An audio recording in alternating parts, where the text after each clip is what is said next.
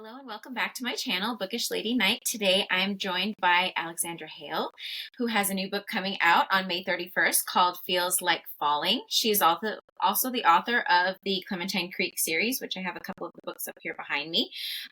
It's a great series. I actually started at the end, and I was just talking to her about that now that I'm going back to the beginning and reading them all so that I'm caught up on everything that happened. But thank you so much for joining me today. I'm really glad that you joined and we can talk about your upcoming work. Well, thank you so much for having me. Thank you. So you have the new book coming out. You did the cover reveal a couple days ago and it's gorgeous. Thank you. I loved it. So what's this one about? So this is in Blackstone Falls. It is the town that is right next to Clementine Creek. I had originally planned to do a series, a spinoff in outside Chicago, and I wrote the first book, and it just wasn't the right time. It wasn't the right feel. I was missing that small town country, the feeling, the vibe, and I decided to table that book for now. And I jumped into Blackstone Falls, and it's definitely going to be my happy place for the next little bit. It's Montana Green. You see him a couple times throughout the Clementine Creek series. He's kind of like that happy-go-lucky, kind of the goofball, don't take him too seriously, the party boy kind of guy. Just a really big heart. And he has always been in love with his childhood best friend, and she moves back to Clementine Creek, or to Blackstone Falls. And they are a ton of fun. It's light, but it also has like all those really just like good feelings. There's a little bit of a mystery in there, a little bit of a surprise at the end. But they were an absolute blast to write, and it really filled my bucket, and I'm excited to have them out in the world. That's awesome. I'm excited to read it. I have it on my TBR already, and I'm ready to get it when it releases. So, well, let's see. So with writing this new series, similar to Clementine Creek, which is your favorite character to write? Is it one of these, or is this the new group? I think everybody has their own, like, fun spot to be in. There's definitely going to be cameos in this book from the Clementine Creek characters, but it's also really fun to find those new characters, because these are most of the heroes that you've seen or that you will see in Blackstone Falls. You've met them already in at least some capacity in Clementine Creek. So I have an idea of what they are. I think this entire series will be a little bit heavier, not anything crazy. But you'll see Bodhi and you'll see Mason, and they both have an intense history. So that has to come out, that has to play up a little bit. But it's been really fun, just to see different worlds, building different characters. Is it difficult to write the opposite sex for you when you're writing in that mindset for them? Not really. I mean, I write for emotion rather than character specific, I guess. So I'll focus on the feeling of a scene, and I'll work from that. Some things are very, very clear to me. When I was writing Otto's book, there was a lot of things in his book that were very, very clear. And it was one of those, like, this is what other authors talk about, where the characters talk to you. And it was a weird dynamic to have that happen. But I trust the story to move itself along. I don't write in order. I write whatever scenes come to me, and then somewhere about 50% of having the book written, I'll go back to the beginning and I'll start to do the fill-in. It's my least favorite part, because it's just connecting, like, making the scene flow and making the chapters flow together. But I really like to feel out how each scene comes together, making sure that I have scenes at the end so I know, like, what I have to build up to in order to get to that. That's wonderful. So do you do an outline, or you just kind of just sit down and just start writing? I want to do an outline.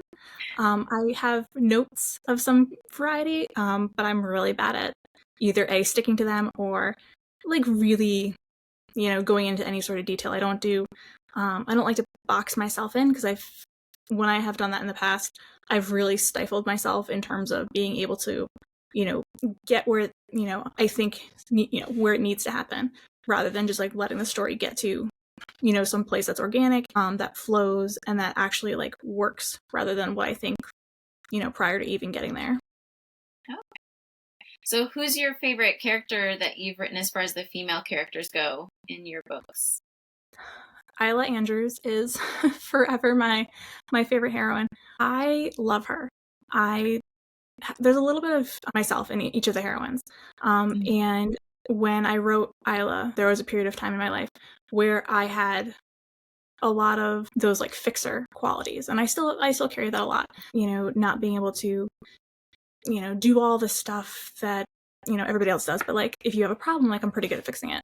And I wanted her to be strong, and I wanted to walk that line between strong and arrogant or strong and bitchy. And I really wanted her to be that person who comes in and just completely demolishes Hank's walls and then just like doesn't let him hide.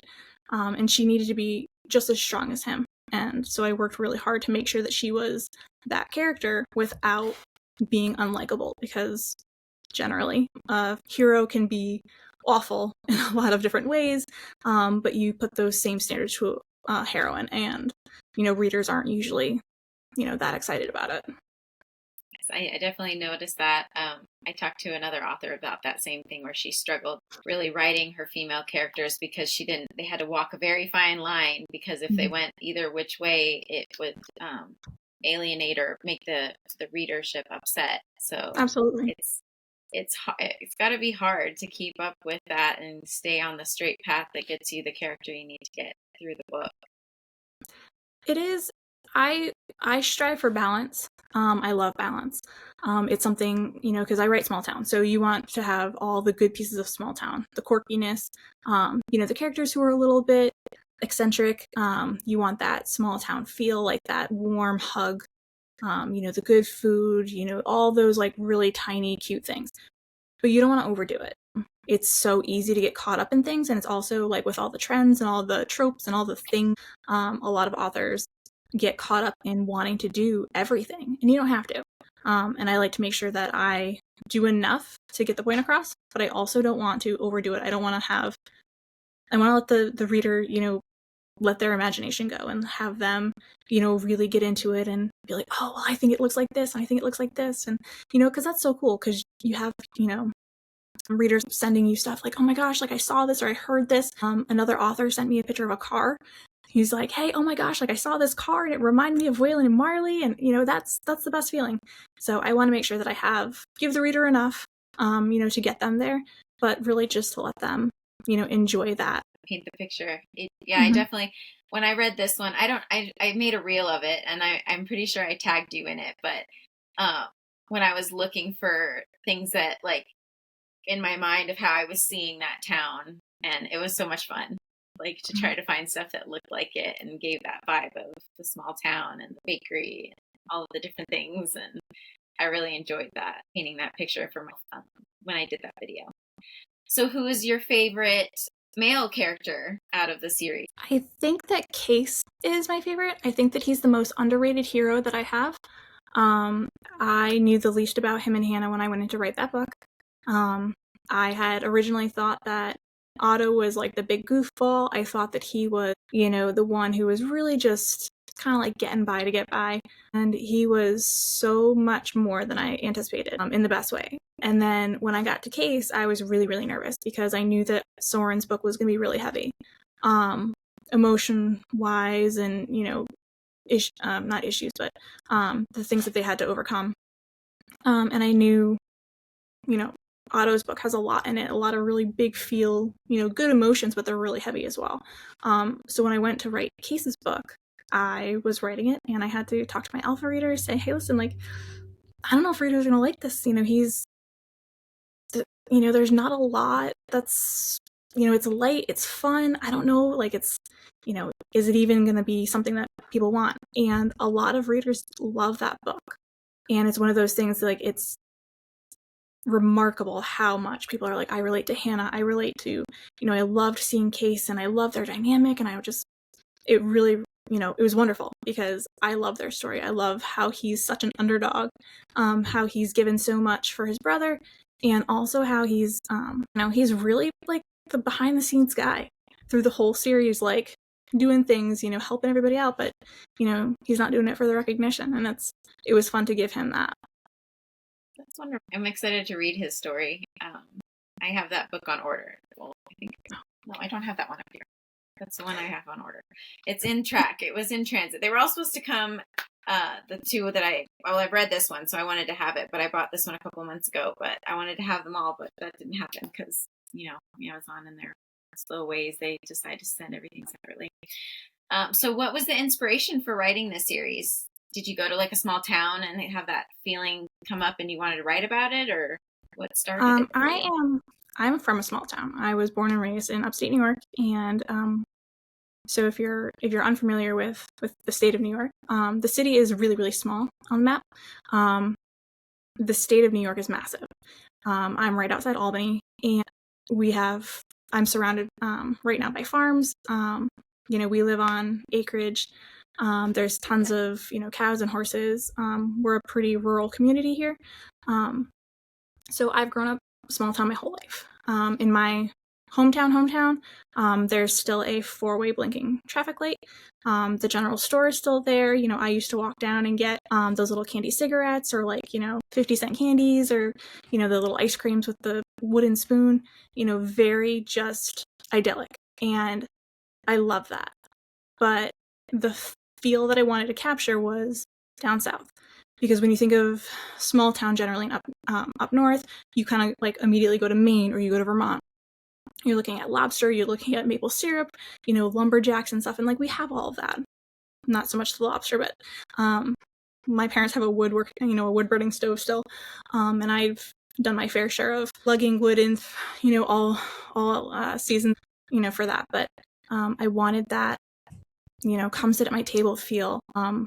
Mama Thayer is based on my mom, who is, we have a 10-foot table in my childhood home, and she would invite anybody. She didn't know how to cook small, so everybody was welcome all the time. She would send home people with leftovers, and it was just a centralized point where we could all gather and, just really have a good time. Excuse me. But I wanted that charming Southern feel. And the only way I could do that is to put it in the South. So a lot of the things I pulled from my own life, but I put it down south, and I vacationed down there a lot over the years, and so I felt pretty comfortable doing that. That's wonderful. She's one of my favorite characters because she's always like, sit down at my table, here's a cookie, here's something to drink, let's just talk and be open, and it's so sweet. I love that character. That's awesome that you honored your mother and wrote her based on her. That's wonderful. So what is your hardest scene to write then? Or is it the emotional ones, or what was Those are the the specific easiest. without a spoiler? Those are always the easiest. Well, the hardest scene that I had to write was a scene in Soren and Rhea's book. They're talking about a lost pregnancy that does not happen between them. And I agonized over that scene because I wanted to make sure that it was portrayed as respectfully as I could, taking what it was supposed to do. Pregnancy is such a tough topic, and coming from a place where I've had miscarriages in my pregnancy history, I'm lucky to have my 2 beautiful children, and I was able to really connect with a lot of some of the emotions in that scene, also pulling from a friend who had a different experience than I did, and I wanted to make sure that her feelings were valid as well. It's such a delicate topic, but when you have something that matters and you have something that you want to do it, you want to make sure that all those feelings are honored, because it's okay that you feel the way that you do, and as long as you're not in a spot where you're harmed or harming someone else, your choices are your own. And I wanted to make sure that that scene was done as well as I could. That scene definitely pulls on the heartstrings. That I cried a lot with that scene, but I've walked that path too, so I was able to feel that from her. So with the connection there. So what do you feel is your biggest kryptonite, or thing that will derail you with your writing? I think setting too many expectations or forcing myself into a box. The book 2 in Blackstone Falls has gone through several plot changes. I started heavy in one aspect of it, and I talked to my alpha reader, and she was like, hey, listen, I'm not feeling that. And I was like, okay. I'm like, so, with the way that I write, I want to not like box myself into a certain style, but also like I write pretty light. I like giving, feel good stories and emotions, and I want to make sure that I maintain that. And that the story that I had begun to write was a little bit too far off course for where I am right now in my career. Down the road, I'm sure that I will branch off and do something darker or angstier, but it's not in the cards. But when I make like plot, I guess, or really focus on like I have to do these things, that's when I really get in trouble, and it's a struggle. Does that end up leading you to like having a writer's block, or have you ever experienced a writer's block? Writer's block is real. That is a very real thing. Yeah. Life, I think life for me is a bigger block than the actual story itself. If I'm unsettled in my personal life, or if we're just really busy, or the first half of this year, essentially, basically like through April, somebody in my family was sick at almost the entirety of those 4 months. It was really, really difficult to find time to write, to want to put happy feelings on a page, because we were constantly at the doctor, we're constantly doing, medicine and prescriptions and tissues, and it was exhausting, and there wasn't enough creativity left to, do that. So, but writer's block I'm really, really lucky that I have such amazing people around me that I rely on, that I can, go to. But I also have to work on not getting myself into a spot where I've like really stalled. Asking for help isn't always easy.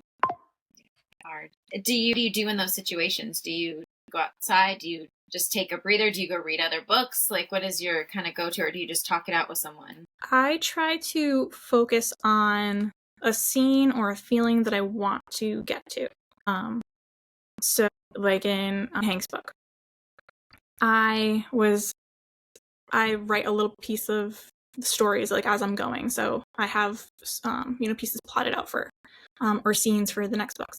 When I had stalled on Waylon and Marley's book, but the scene with Marley and the eggs was very, very vivid for me. So I jumped into a different Word doc and I wrote that scene out.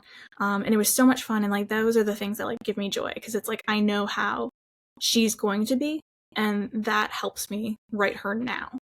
So, finding like those, and like, I also love Easter eggs. I love to plant little things, and I like to make sure that I can see those things down the road. So. Yes, I love that. I love the Easter eggs. I love finding them. I don't know if you know much about me from my channel, but I also have my own business, and I make cards based on different books, and I always look for the Easter eggs so that I can include them in the cards, because I know the fans appreciate them.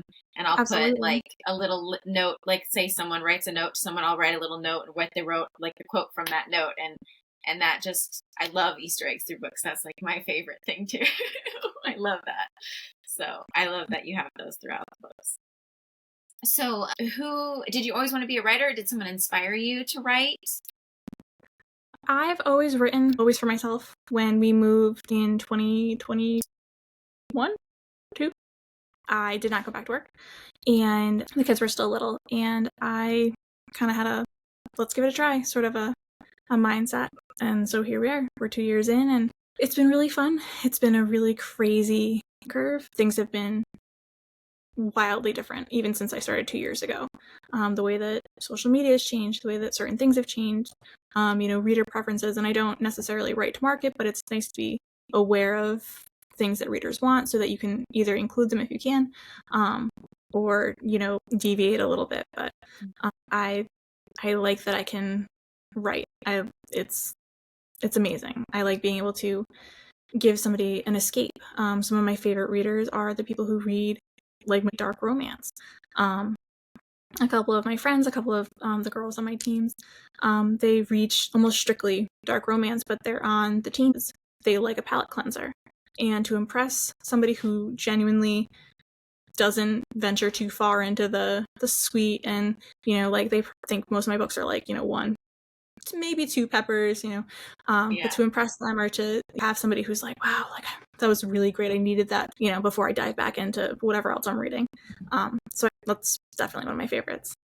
That's wonderful. Yeah, you definitely feel you write a very good slow burn and the tension building for sure. I can definitely feel it, especially for me in this book, because I read this book when I very first started doing ARC reading. So you were one of the first books that I read. And it definitely was like, I could feel it. Like I could feel all the tension. I could feel all the angst. And it was great. It was just perfect. So I really loved that. So for you, with having that knowledge, and you said you kind of read that, do you do that kind of same thing where if you're, reading a bunch of books like that, do you jump back over and have like a palate cleanser yourself that you follow? Or I read pretty light across the board. After I had kids, especially after I had my second, I haven't really been able to go too much into dark things. I have a master's in forensic science, so I'm not like, never was squeamish. I never, never had any issue with any of those things. I had a career where I dealt with some pretty serious and stressful things, and I just can't. So kind of like the biggest, I think the most crazy one I read was The Devil of Dublin by B.B. Easton, and that was phenomenal. I love that. If I am going to jump into a dark anything, I really want the hero to just like take out everyone, and just like really, go to town like in her name. But I love small town romance. I love some sports romance, but I don't venture too much. I have probably like 4 or 5 books I'm in the middle of right now, both like reading and also audio. Audio saves me right now because I can like do stuff while I'm listening, but being a mom in audio is like saves your life. Mm-hmm. It's incredible, absolutely incredible. Well, I agree with you. I have a group of girls that I have a book club with, and there's a couple of them that like really dark readings, and I'm more of like, I want the happy, feeling good, fun, scrumpy sunshine. Mm-hmm. I'm good with that. I mean, I do read them sometimes for arcs, but overall, my brain makes it up way too realistically that I just stick with the happy things. So I'm that same way.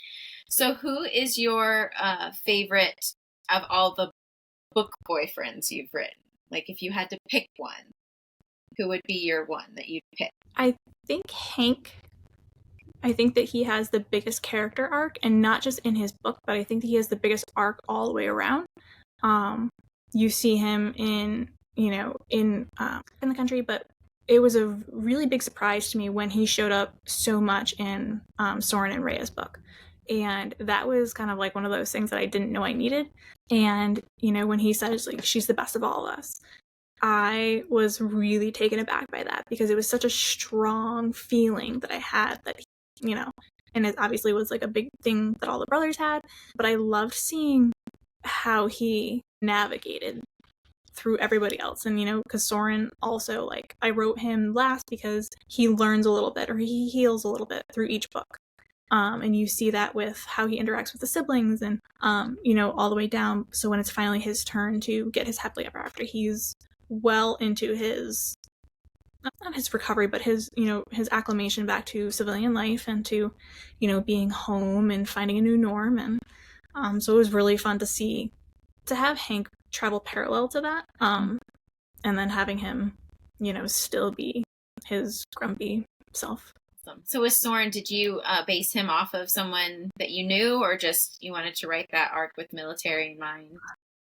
So my husband is military, and he is also a character that I wanted to make it be real for me. There's a lot of military who are labeled for different things coming home, and obviously like some of those are extremely accurate. They're necessary and different things, but sometimes they just need to reacclimate. They've been in a certain situation for years at a time.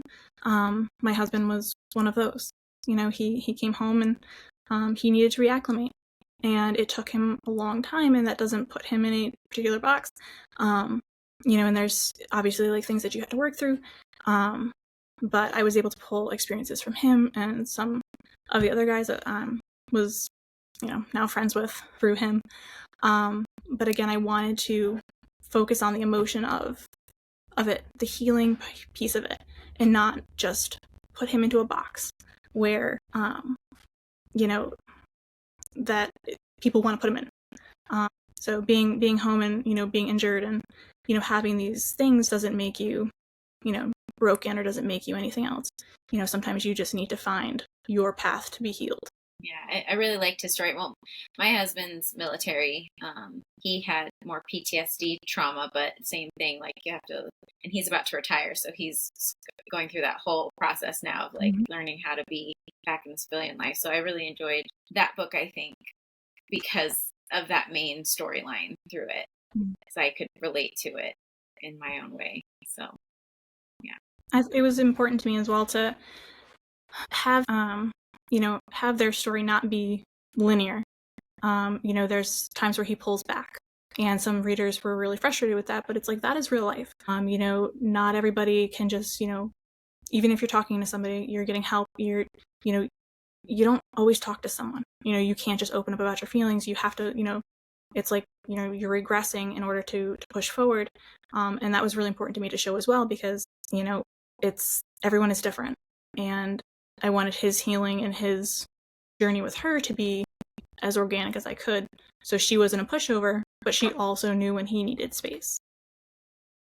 That definitely came across in that book for sure. I definitely saw that in there with both of them. She was very strong, and she knew what she wanted, but she had moments where she didn't, and them coming together and then working through it. It was really cool to see that.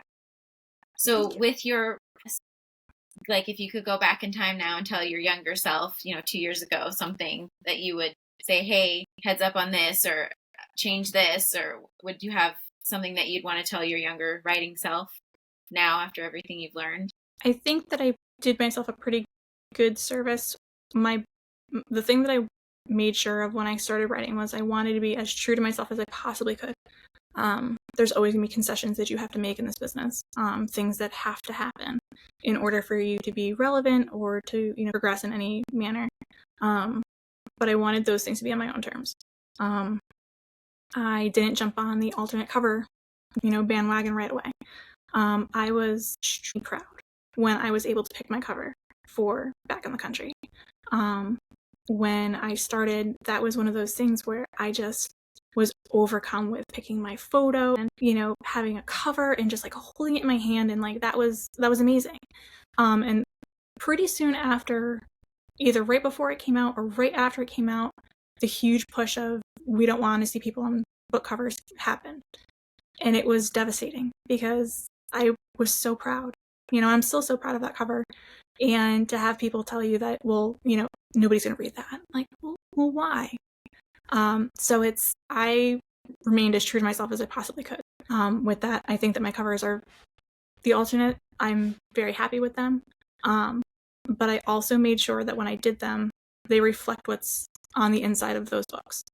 I think that there's a huge issue with that happening, where the cover does not match the content, and it makes me nervous for readers to pick up books that have serious topics in them and to be completely unprepared because you're looking at a cartoon cover or you're looking at something very Hallmarky. And then that's, I've seen a couple books that I've read, and I've seen the new covers, and it would make me nervous. And I never want to put a reader, I don't want any readers to pick up my books and be like, to not know what they're going to get. So I tried really hard to walk that line. I love that.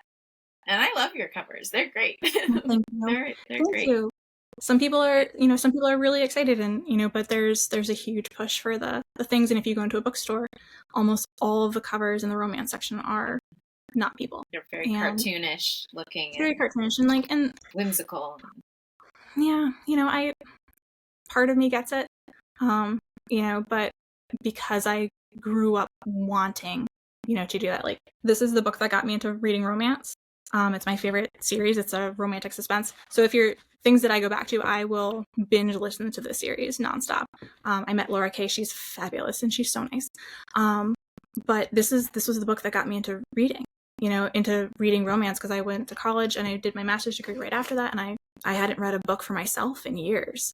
So when I started reading her series, it was just like amazing to get back into it. And, so you look at this and I was like, oh, the Manchester covers, or, all these different things. And then I thought that my covers were pretty PG for the most part. And, it's fun. That's and wonderful. It's changing. And I think that there'll be another ebb and flow coming. I think so too. I notice, and I'm also noticing a lot of the covers, and then they're doing like the alternate covers, but some of them are like nothing on the cover. It's just like a color. Like this color means, it's this level of, spicy, and this cover means it's more dark romance, and it's just the color of a cover, and it goes, gradient light to dark, and that's, if it's really dark, it's a really dark romance read. So it's very interesting to see that that change now in books. There's definitely been some incredibly creative ways to market and to do the alternates. I mean, I am absolutely a sucker for a good alternate or a good special edition cover. But I will forever have my people covers as well. Yeah, I like that. There's a choice. I have the option, if they want to have options that. And if they don't, they don't. What's your favorite trope to write then? I know you write a lot of different ones in your books, but what's your this is my jam, or favorite to read? My favorite to read is Grumpy Sunshine, for sure. I think that my favorite to write has started to be the Cinnamon Roll Hero. But I like whatever gives me the banter. Hayden Everett's book is one of my favorites just because the banter between them is just so much fun.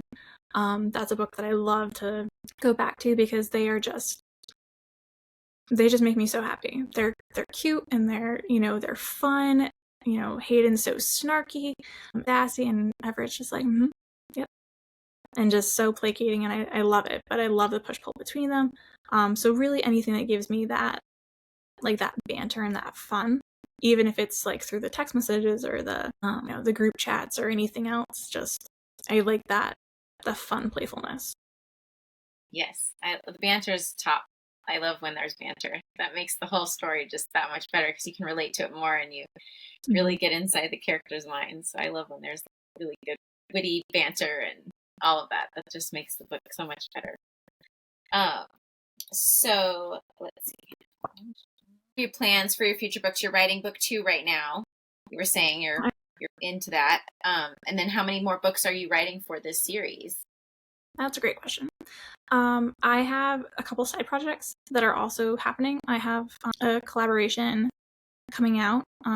June 27th is Summer with a Brother's Best Friend. It's set in a small town in South Carolina, and that's really fun.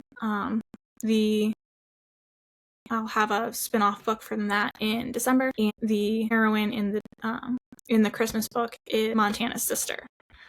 So that's gonna be a really fun little piece of it. And then I have a Man of the Month book that comes out in August, and then one that'll come out later in the year, and that's also going to be Montana's other sister. So letting them have their happily ever afters in a smaller, condensed version. But I have a couple other projects coming up that are outside of my strict world. But I have at least 4 books in Blackstone Falls, probably 5. At least 1 novella. I love it. I swear I'm gonna stick to 3 books at some point, but get those characters in there who's like, hey, I could use a book. No, but here we are. I think it's 4 for sure. Tanner will get his book in this series, and I'm just not sure how much I'm gonna put him into the series, or if I'm gonna keep him more off to the side, and have his be more of a standalone. And then I'm gonna have a standalone bridge between Clementine, or that's gonna go from Blackstone Falls, and is gonna connect us back to Chicago. So Chicago will be coming back the end of 25, early 26. So those characters will get there happily ever after.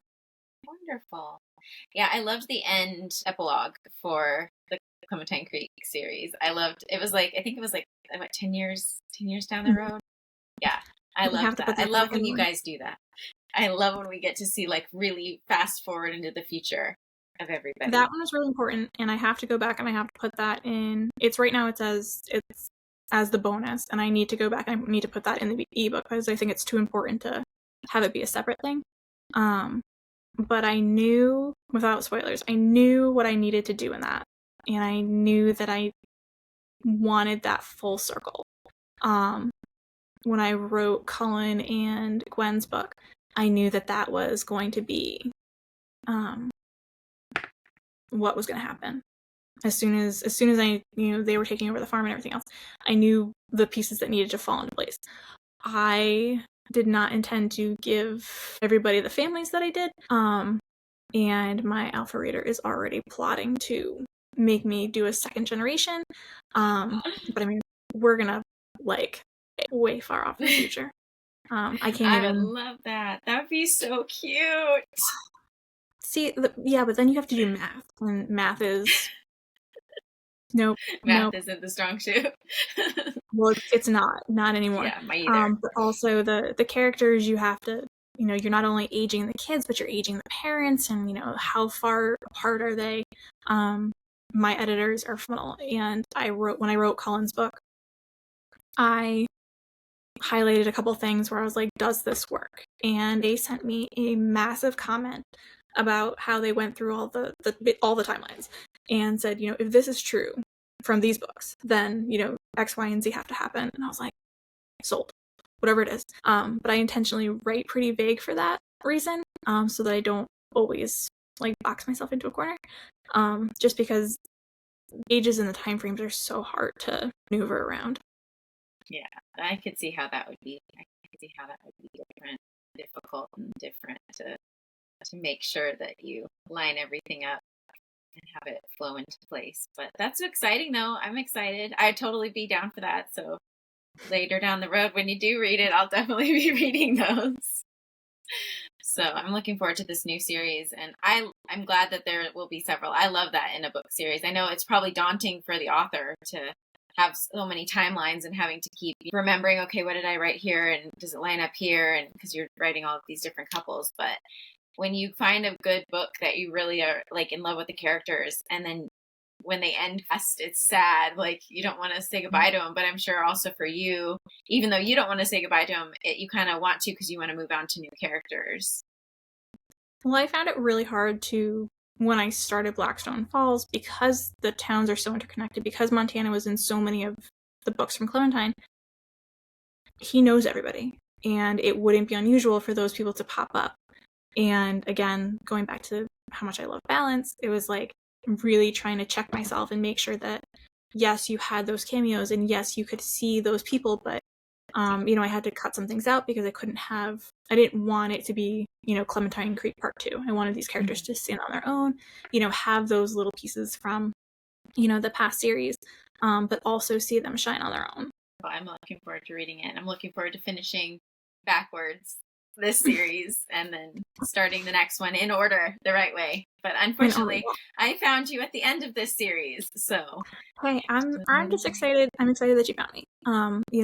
It's always amazing to meet people who are excited about what you're writing, because you're falling in love with these characters, and it's really nice when other people do too. I've done a couple farmers markets and different things like that, and it's always such a different group of people that you meet, readers and in the book world, in our world here.